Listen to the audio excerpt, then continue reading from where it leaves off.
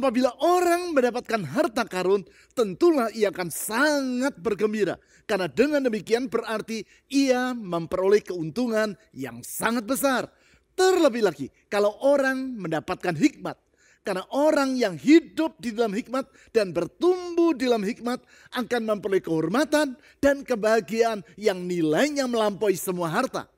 Disitulah pentingnya memperoleh hikmat dan menghidupinya dalam kehidupan sehari-hari, yaitu dalam membuat keputusan maupun dalam mengucapkan kata-kata.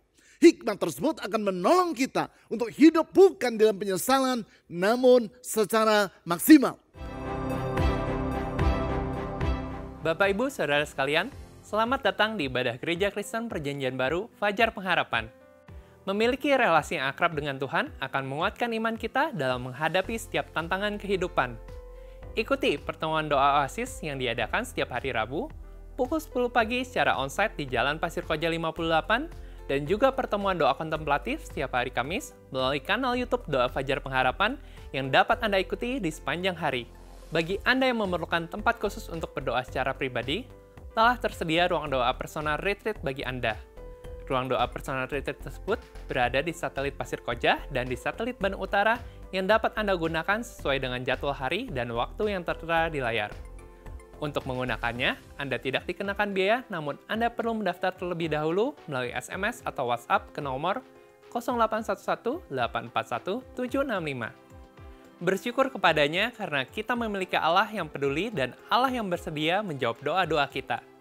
Kirimkan beban doa Anda ke nomor WA 0811 841 765. Para pendoa gereja kita akan mendukung Anda dengan mendoakan setiap beban dan pergumulan Anda tersebut. Informasi dan pengumuman penting lainnya dapat Anda lihat dan ikuti di bagian menjelang akhir ibadah ini. Selamat beribadah. Niatan dan tindakan haruslah berjalan secara terpadu. Orang berniat untuk memiliki tubuh yang sehat. Namun bila ia tidak bertindak, yaitu berolahraga, maka niatannya itu tidak akan pernah terwujud. Orang berniat untuk dapat bermain gitar. Namun bila ia tidak bertindak, yaitu berlatih memainkan gitar, maka sampai kapanpun ia tidak akan dapat bermain gitar. Begitu pula orang yang berniat untuk mengakhiri tahun ini dengan berkemenangan, bila ia tidak bertindak, yaitu membangun relasi yang akrab dengan Tuhan, maka niatannya itu hanya merupakan impian yang kosong. Dalam rangka membangun keakraban dengan Tuhan dan guna menyiapkan hati untuk menghadapi Natal, saya mengajak saudara mengisi minggu-minggu Advent atau minggu-minggu menjelang Natal dengan mengikuti renungan masa Advent.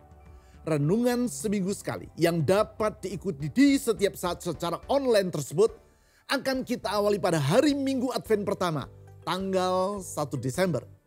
Penuntun renungan baik dalam bentuk video maupun naskah tertulis akan disediakan melalui website personalretreat.online mulai tanggal 1 Desember. Mari melalui renungan masa Advent kita menyiapkan hati untuk menyelesaikan tahun ini dalam kemenangan. Finishing strong.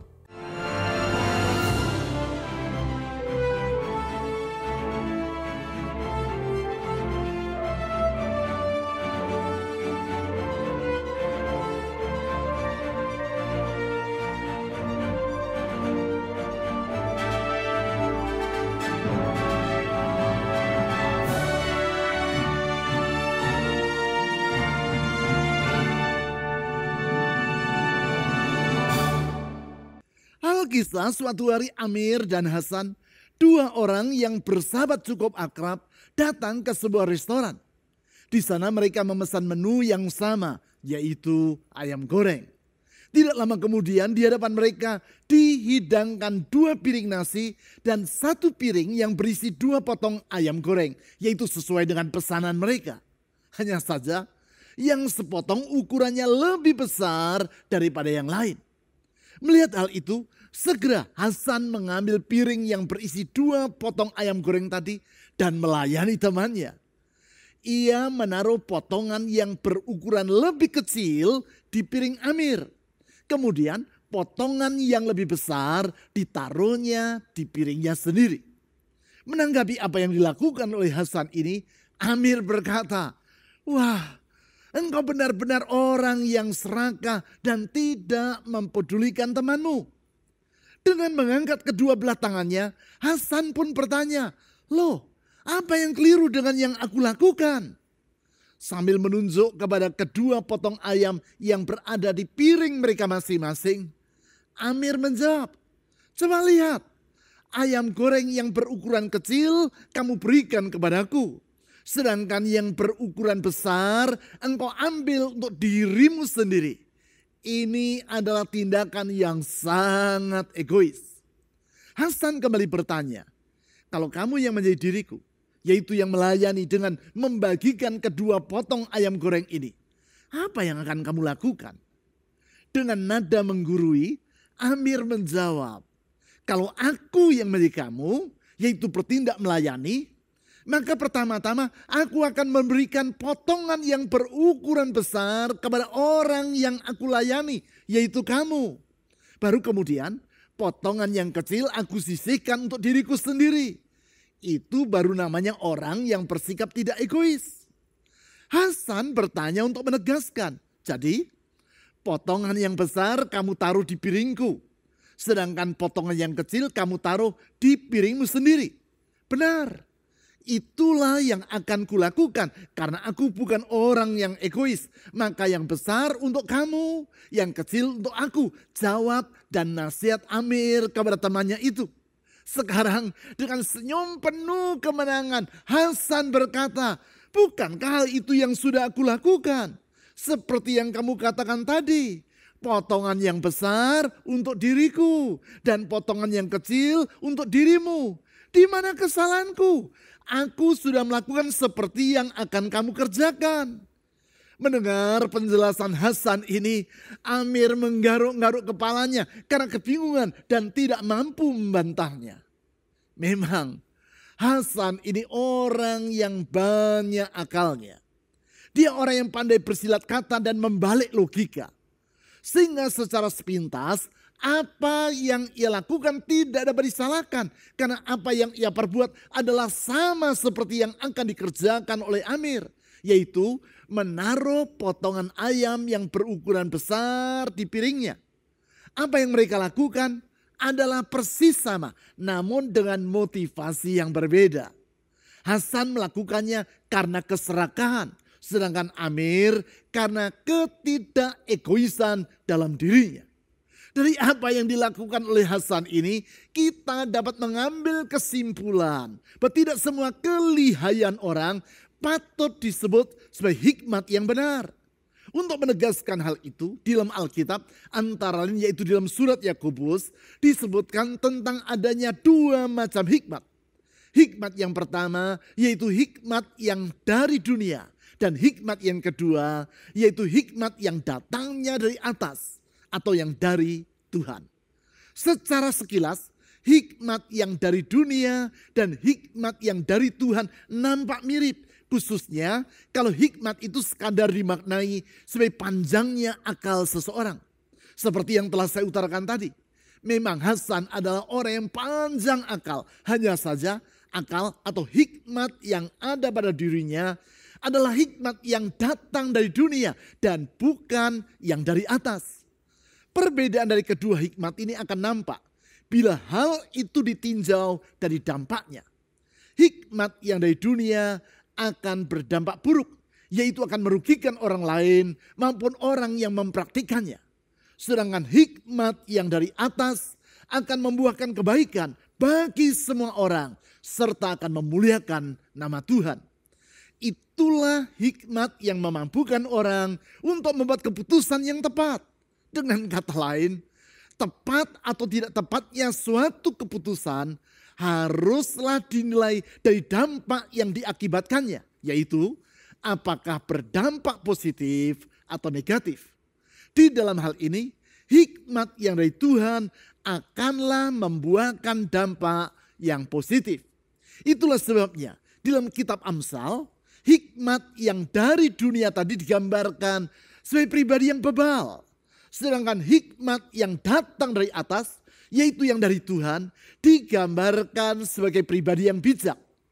Di dalam Amsal pasal 14 ayat 1 ditulis, Apabila orang yang bebal akan meruntuhkan rumahnya sendiri, maka orang yang bijak akan membangun atau mendirikannya. Berarti apabila saudara menginginkan kehidupan yang saudara jalani di dunia ini bukan merupakan kehidupan yang sia-sia dan yang akan saudara sesali, namun kehidupan yang bermakna dan yang akan saudara syukuri, maka hidup dengan memeluk hikmat secara erat-erat adalah penting dan merupakan syarat yang tak dapat diabaikan. Tentang alasan pentingnya untuk hidup secara berhikmat tersebut, di dalam Amsal pasal 3 ayat 13 sampai 18 ditulis sebagai berikut. Amsal pasal 3 ayat 13 sampai 18.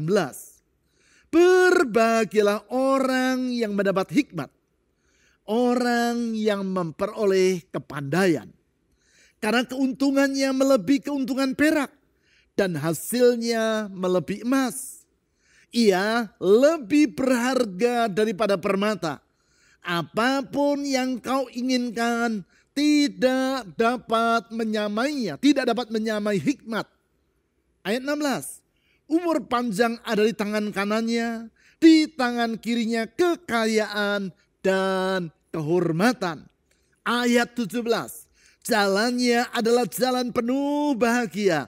Segala jalannya sejahtera semata-mata. Ia menjadi pohon kehidupan bagi orang yang memegangnya. Siapa yang berpegang padanya akan disebut berbahagia.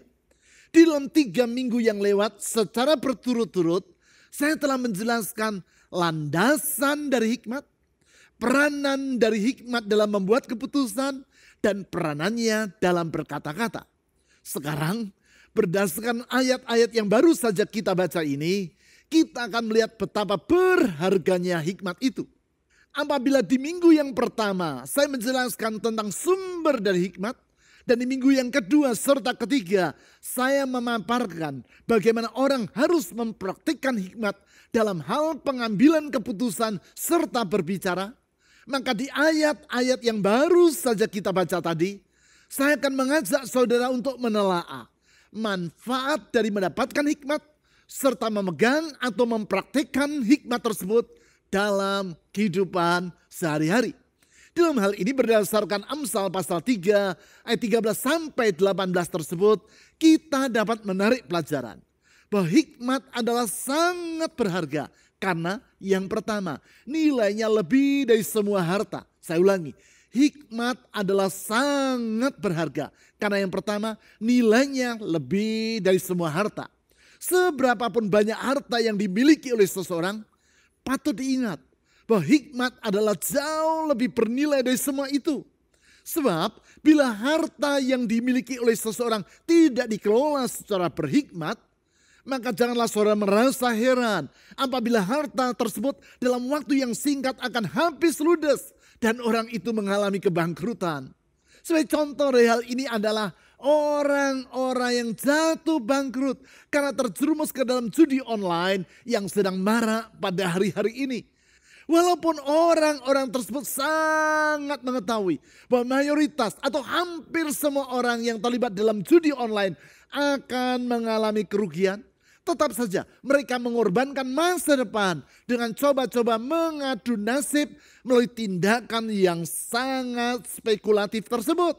Yang menarik adalah bahwa kecanduan terhadap judi ini bukan hanya dialami oleh mereka yang berpenghasilan menengah ke bawah, tetapi juga oleh orang-orang yang secara ekonomi hidup di papan atas. Salah satu contohnya adalah William Yan, seorang pengusaha dalam bidang farmasi dari Tiongkok. William mengalami kerugian sebesar 5 juta dolar Amerika atau sekitar 77 miliar rupiah hanya dalam waktu 82 menit di meja judi. Apakah kekalahannya di salah satu kasino di New Zealand tersebut membuat ia berhenti bermain judi? Tidak. Ia terus bermain judi sehingga dalam waktu kurang dari 24 jam ia mengalami kerugian sebesar 300 juta dolar Amerika yang setara dengan 4,6 triliun rupiah. Alhasil Ia diusut oleh kepolisian New Zealand karena dicurigai telah terlibat di dalam tindak kejahatan, yaitu pencucian uang. Ini artinya adalah sudah jatuh, ia masih tertimpa tangga pula. Tentu William adalah orang yang pandai sehingga ia dapat mengelola perusahaan yang sangat besar di Tiongkok. Namun walaupun demikian, jelas ia bukan orang yang berhikmat. Sebab orang yang berhikmat tidak akan membuat keputusan untuk berjudi, apalagi bertaruh secara membabi buta seperti tadi. Artinya, orang yang pandai belum tentu berhikmat. Orang yang berhikmat akan memilih dan mengambil keputusan yang tepat, yaitu keputusan dan tindakan yang mendatangkan dampak yang positif bagi hidupnya, berkat bagi orang lain, dan yang akan memuliakan nama Tuhan. Itulah sebabnya di dalam Amsal pasal 3 ayat 13 sampai 15 yang telah kita baca tadi ditulis sebagai berikut. Berbahagialah orang yang mendapat hikmat, orang yang memperoleh kepandaian. Karena keuntungannya melebihi keuntungan perak dan hasilnya melebihi emas. Ia, yaitu hikmat, lebih berharga daripada permata. Apapun yang kau inginkan tidak dapat menyamainya. Di ayat ini diutarakan bahwa orang yang mendapat hikmat adalah seperti orang yang memperoleh harta yang sedemikian berharganya, sehingga melebihi orang yang mendapatkan perak, emas, bahkan permata. Apa saja yang diinginkan orang, entah itu harta, tahta, maupun ketenaran, tidak akan dapat menyamai nilai dari hikmat. Artinya, bila orang memperoleh hikmat, hidup dengan berhikmat dan bertumbuh dalam hikmat, maka ia tidak akan kekurangan dengan semua hal yang baik. Karena ia akan mampu membuat keputusan yang tepat. Keputusan seperti itulah yang ditunjukkan oleh seorang bocah yang pergi berlibur ke rumah kakek dan neneknya yang tinggal di kota yang lain. Sebagaimana pada umumnya, semua kakek dan nenek akan merasa sangat bergembira bila cucu mereka datang berkunjung, apalagi berlibur beberapa hari di rumah mereka. Di dalam kegembiraannya mereka akan cenderung memanjakan sang cucu yang mereka cintai itu. Demikian pula halnya dengan kakek dan nenek yang sedang dikunjungi oleh cucunya tadi. Untuk menyenangkan hati cucunya, sang kakek mengambil sebuah toples berisi permen yang beraneka rupa. Kepada cucunya tersebut, si kakek berkata, "Ayo, kamu boleh mengambil permen ini satu genggam." Heran, bukannya langsung mengulurkan tangan dan meraup permen-permen tersebut, yaitu seperti yang ditawarkan oleh sang kakek. Justru bocah ini menggelengkan kepalanya dan menolak tawaran sang kakek. Si kakek mendesak cucunya dengan berkata, "Jangan malu, ambillah permen ini segenggam." Namun sang cucu tetap menggelengkan kepalanya, walaupun mata sang bocah itu nampak berbinar-binar, yaitu karena menginginkan permen yang disodorkan oleh kakeknya. Hal ini membuat sang kakek menduga bahwa cucunya menolak tawarannya bukan karena ia tidak menyukai permen, namun karena merasa takut, yaitu kalau ayah dan ibunya nanti akan marah karena ia telah makan permen segenggam. Oleh karena itu sang kakek berkata, "Jangan takut. Kalau opa yang menyuruh kamu untuk mengambil permen ini, pasti papa dan mamamu tidak akan marah. Kalau mereka marah, biar nanti opa yang berbicara kepada mereka. Ayo, ambillah permen ini segenggam." Akhirnya sang cucu berkata, "Tolong opa saja yang mengambilkan segenggam untuk aku." Bocah ini memang bocah yang berhikmat. Ia tahu bahwa genggaman tangan dari sang kakek adalah jauh lebih besar daripada genggaman tangannya. Sama-sama segenggam. Namun genggaman tangan sang kakek akan menghasilkan permen yang lebih banyak daripada yang dihasilkan oleh genggaman tangannya. Oleh sebab itu, ia memutuskan untuk meminta sang kakek yang meraup permen itu bagi dirinya. Memang benar, seperti yang ditulis dalam Amsal pasal 3 ayat 13 sampai 15 tadi. Hikmat adalah sangat berharga karena nilainya lebih dari semua harta. Karena itu, berbahagialah orang yang mendapatkan hikmat dalam kehidupannya. Selanjutnya, yang kedua, Hikmat adalah sangat berharga karena mendatangkan kehormatan. Saya ulangi yang kedua, hikmat adalah sangat berharga karena mendatangkan kehormatan bagi yang mendapatkannya. Tentang hal tersebut di dalam Amsal pasal 3 ayat 16 yang telah kita baca tadi ditulis sebagai berikut. Umur panjang ada di tangan kanannya, di tangan kirinya kekayaan dan kehormatan. Di ayat ini disebutkan bahwa orang yang mendapatkan hikmat, kedua tangannya akan penuh dengan hal-hal yang diperlukan oleh manusia, yaitu keadaan fisik yang sehat sehingga ia berumur panjang dan kebutuhan jasmaniahnya tercukupi, atau yang di ayat itu diistilahkan dengan kekayaan. Semua itu adalah harapan yang selama tidak berkelebihan merupakan dambaan yang wajar. Hal itu nampak dalam kata-kata yang ditulis dan diucapkan maupun lagu yang dinyanyikan ketika seseorang berulang tahun. Di hari yang istimewa itu, orang akan mengirim pesan lewat WhatsApp atau media sosial lainnya kepada temannya yang berulang tahun dengan kalimat yang berbunyi, "Selamat ulang tahun. Sehat-sehat selalu. Dan semoga di usia yang baru semakin limpah dengan berkat Tuhan." Demikian juga orang akan menyanyikan lagu, panjang umurnya, panjang umurnya, panjang umurnya serta mulia, serta mulia, serta mulia. Nah, kata serta mulia inilah yang diutarakan dalam Amsal pasal 3 ayat 16 tadi, yaitu dengan istilah kehormatan. Karena tentu tidak ada gunanya seseorang berumur panjang dan memiliki kekayaan, namun namanya menjadi cemoohan orang, alias ia tidak memperoleh kehormatan. Disinilah pentingnya hikmat tersebut. Orang yang berhikmat, kalaupun ia tidak berkesempatan berusia panjang dan tidak memiliki kekayaan yang berlimpah, namun yang pasti ia akan dihormati orang. Dihormati karena kebijaksanaannya. Contoh klasik dari hal ini adalah Raja Salomo. Seperti yang ditulis dalam 1 Raja-Raja pasal 10 ayat 1-13.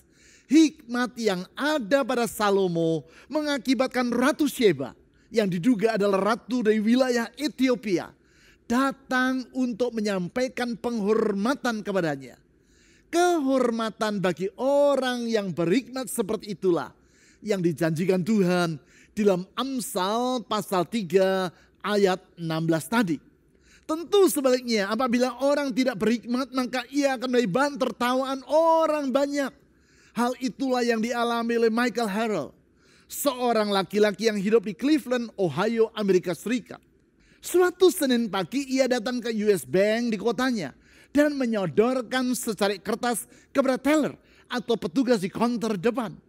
Kertas dengan tulisan yang berisi ancaman, "This is a robbery. Don't get nobody hurt." Ini adalah perampokan. Jangan sampai ada yang terluka. Yang menggelikan adalah walaupun Michael Harrell mengenakan topi, namun ia sama sekali tidak menyembunyikan wajahnya, sehingga ciri-ciri jasmaninya terekam secara jelas oleh kamera keamanan. Bukan itu saja, kertas yang ia sodorkan tadi adalah bagian belakang dari formulir untuk mengurus SIM di kantor yang menerbitkan surat izin mengemudi. Ketika sang teller menerima kertas yang berisi ancaman tadi dan membalik halamannya, di situ tertulis secara jelas nama dan alamat dari rumah Michael Harrell. Segera sang teller atau petugas di counter tadi mengambil uang sebesar $200 dan memberikannya kepada Michael sambil berkata, "Here it goes, Michael." Kalimat yang artinya dalam bahasa Indonesia adalah, "Silakan mengambil ini, Michael." Walaupun namanya telah disebut oleh sang teller, Michael nampak tenang-tenang saja. Segera ia bergegas meninggalkan bank tersebut. Tentu saja catatan nama dan alamat serta rekaman video wajahnya tadi membuat petugas kepolisian sama sekali tidak mengalami kesulitan untuk menangkap Michael. Alhasil, ia masuk dalam daftar para penjahat yang terbodoh di dunia. Memang Bila orang yang berhikmat akan memperoleh kehormatan, maka orang yang tidak berhikmat akan menjadi bahan cemoohan orang banyak. Sekarang, yang ketiga, hikmat adalah sangat berharga karena mendatangkan kebahagiaan. Saya ulangi, yang ketiga, hikmat adalah sangat berharga karena mendatangkan kebahagiaan bagi orang yang memegangnya. Hal tersebut diutarakan dalam Amsal pasal 3 ayat 17-18 sebagai berikut. Jalannya adalah jalan penuh bahagia. Segala jalannya sejahtera semata-mata. Ia menjadi pohon kehidupan bagi orang yang memegangnya. Siapa yang berpegang padanya, berpegang pada hikmat, akan disebut berbahagia. Kata bahagia atau asar dalam bahasa Ibrani yang disebut di ayat 17 dan 18 ini mengandung arti yang sangat kaya. Di antaranya yaitu bermakna berjalan lurus ke depan atau to go straight forward. Hal ini menggambarkan kualitas kehidupan yang bertambah maju dan tidak mengalami kemacetan. Selain itu juga bermakna diberkati atau to be blessed. Dan berbahagia atau to be happy. Keadaan yang sangat didambakan oleh semua orang tersebut disertai juga dengan kehidupan yang sejahtera atau dalam bahasa Ibrani yaitu shalom yang disebut di ayat 17. Dan kehidupan yang benar-benar hidup yaitu yang ditulis di ayat 18. Semua itu akan dialami oleh orang yang berpegang pada hikmat. Itulah kebahagiaan yang sejati. Dari situ kita dapat melihat bahwasanya kebahagiaan yang sejati yaitu yang dialami oleh orang yang mendapatkan hikmat, hidup dalam hikmat dan bertumbuh dalam hikmat ini adalah jauh melebihi segala harta yang diinginkan oleh manusia.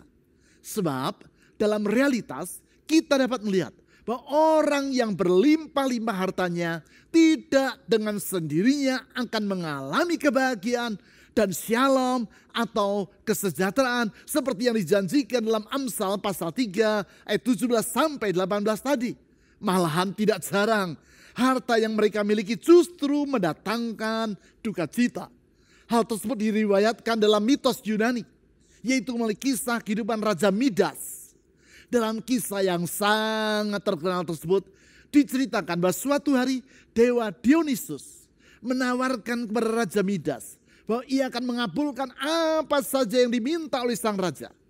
Menjawab tawaran itu, raja dari Frigia ini meminta agar apa saja yang ia sentuh akan berubah menjadi emas.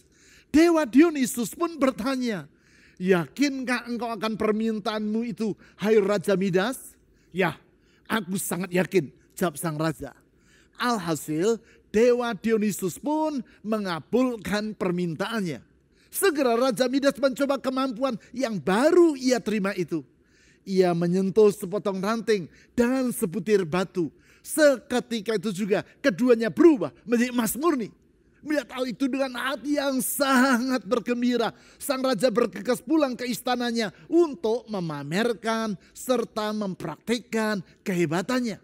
Dalam istana ia menunjukkan kepada semua orang bahwa apa saja yang ia sentuh berubah menjadi emas. Sehingga dengan waktu yang sangat singkat ia menjadi raja yang sangat kaya raya. Senja pun tiba.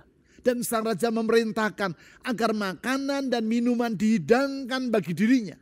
Hanya saja ketika ia menyentuh hidangan tersebut, semuanya itu berubah menjadi emas yang tidak dapat ia makan maupun minum. Sebagai akibat, sang raja menderita kelaparan dan kehausan. Bukan itu saja, ketika putrinya pulang ke istana dan menyentuh dirinya, seketika itu juga putrinya yang sangat ia kasih tersebut berubah menjadi sebuah patung emas. Sekarang Raja Midas menyadari bahwa kemampuan yang semula sangat ia banggakan tadi telah berubah menjadi suatu kutuk bagi dirinya. Kisah tentang sang Raja Midas ini menunjukkan bahwasanya harta kekayaan tidak dengan sendirinya mendatangkan kebahagiaan, malahan bisa jadi mendatangkan kesengsaraan dalam hidup manusia. Tetapi tidak demikian halnya dengan hikmat. Orang yang berpegang pada hikmat akan mengalami kebahagiaan, shalom, dan kehidupan yang tidak akan berkesudahan. Seperti yang telah saya utarakan tadi. Di sepanjang bulan ini kita mempelajari firman Tuhan yang menjelaskan tentang pentingnya hidup di dalam hikmat dan bertumbuh di dalam hikmat. Growing in wisdom. Di samping itu kita juga telah melihat bagaimana peranan hikmat dalam membuat keputusan-keputusan yang tepat maupun dalam berbicara secara bijak. Sehingga dari situ kita dapat mengambil kesimpulan apabila kita ingin hidup secara maksimal, maka tidak bisa tidak hidup secara berhikmat adalah hal yang sangat penting. Dalam kaitan itu, yaitu sebagaimana yang telah kita pelajari pada hari ini. Orang yang berhikmat akan memperoleh keuntungan yang jauh lebih berharga daripada semua harta. Memperoleh kehormatan serta memperoleh kebahagiaan. Semua itu haruslah dimulai dari sikap menghormati Tuhan. Atau yang di dalam Amsal pasal 9 ayat 10 yang telah kita pelajari di minggu pertama di bulan ini. Diistilahkan sebagai hidup dalam takut akan Tuhan. Oleh karena itu, mari kita mengisi 1 bulan yang terakhir yang ada di hadapan kita. Yaitu sebelum kita mengakhiri tahun ini. Dan hari-hari selanjutnya. Dengan sikap rendah hati, bertanggung jawab, dan menaati firman Tuhan. Sebagai wujud dari penghormatan kita kepada Tuhan. Dengan demikian, maka kita akan dapat mengakhiri tahun ini. Bukan dengan penyesalan, tetapi dalam ucapan syukur kepada Tuhan untuk anugerahnya yang sangat besar yang telah Ia limpahkan dalam hidup kita. Itulah anugerah yang telah Tuhan tunjukkan melalui pengorbanannya di kayu salib. Pengorbanan Yesus Kristus Tuhan kita yang telah membebaskan kita dari masa lampau yang kelam dan yang telah membuka lembaran yang baru bagi hidup kita, yaitu hidup dengan masa depan yang indah bersama dengan Tuhan sebagaimana yang telah Ia janjikan. Di dalam anugerahnya tersebut, Ia juga bersedia menuntun hidup kita dan menyertai kita melalui Roh Kudus dan firman-Nya. Sehingga dengan demikian, hari-hari yang akan kita lalui dapat kita isi dengan kehidupan yang menyenangkan hatinya. Carpe diem, seize the day, hiduplah secara maksimal. Mari kita berdoa. Kami bersyukur kepadamu ya Tuhan Yesus.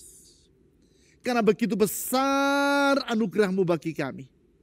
Dalam anugerah yang sangat besar itu, Engkau telah rela datang ke dunia, mengorbankan dirimu sampai mati di kayu salib bagi kami manusia berdosa yang seharusnya dimurkai dan yang seharusnya binasa di dalam keberdosaan kami. Tetapi anugerah-Mu lebih besar dari semua itu. Di dalam anugerah-Mu Engkau membebaskan kami dari kehidupan yang kelam, mengangkat kami dari jurang maut dan membentangkan masa depan yang baru, yang indah, yaitu hidup bersama dengan Tuhan untuk selama-lamanya. Dalam perjalanan menuju masa depan itu Engkau berjanji Engkau tidak akan tinggalkan kami, tetapi Engkau akan menyertai dan menuntun kami. Tuhan Yesus, kalau Engkau yang menyertai dan menuntun kami melalui firman-Mu dan Roh Kudus, maka kami tidak perlu merasa takut akan apapun juga. Kami dapat menyongsong masa depan dengan penuh pengharapan. Karena percaya kasih, kesetiaan, hikmat dan kuasa Tuhan tidak pernah berubah untuk selama-lamanya. Dengan kasih-Mu, dengan kesetiaan-Mu, dengan hikmat-Mu, dan dengan kuasa-Mu, Engkau menjamin hari esok kami. Oleh karena itu Tuhan Yesus, kami mohon, tuntun kami dengan kebenaran firman-Mu. Tolong kami oleh Roh-Mu, sehingga kami dapat melakukan dan menaati kebenaran firman Tuhan itu dalam kehidupan kami sehari-hari. Dengan demikian kami dapat mengisi hari-hari yang ada di depan kami sebagai hari-hari yang menyenangkan hati Tuhan. Dan kami dapat menyelesaikan tahun yang ada di depan kami ini sebagai tahun penuh dengan kemenangan.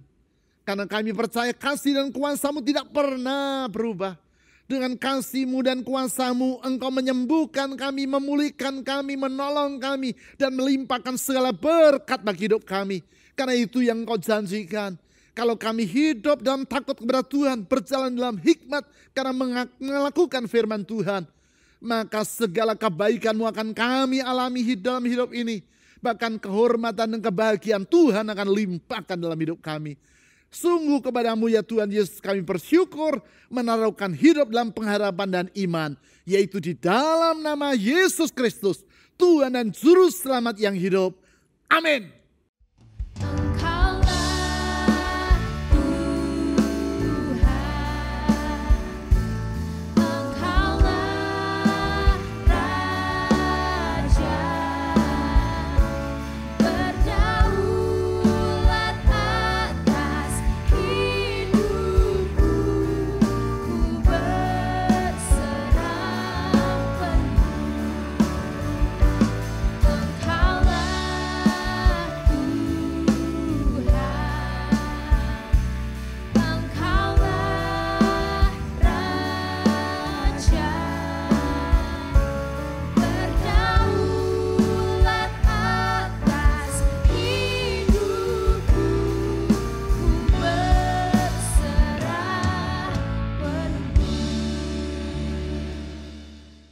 Berikut adalah beberapa informasi dan pengumuman penting dari gereja kita yang dapat Anda ikuti.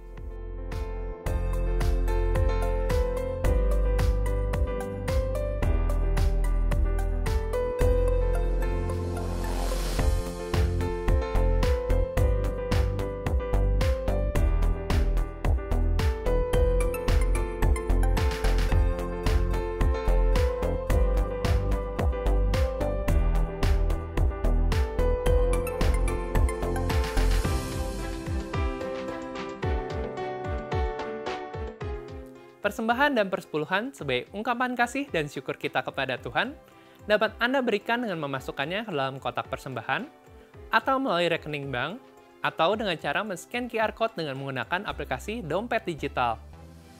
Ibadah online GKPB Fajar Pengharapan dapat Anda ikuti setiap saat, mulai hari Sabtu pukul 5 sore melalui YouTube, website, dan aplikasi yang tertera di layar. Berbagai informasi penting lainnya dari gereja kita dapat Anda ikuti melalui website www.fajarpengharapan.net atau melalui aplikasi GKPB Fajar Pengharapan serta Instagram GKPB Fajar Pengharapan. Bapak Ibu, Saudara sekalian, sehat selalu dan sampai jumpa minggu depan.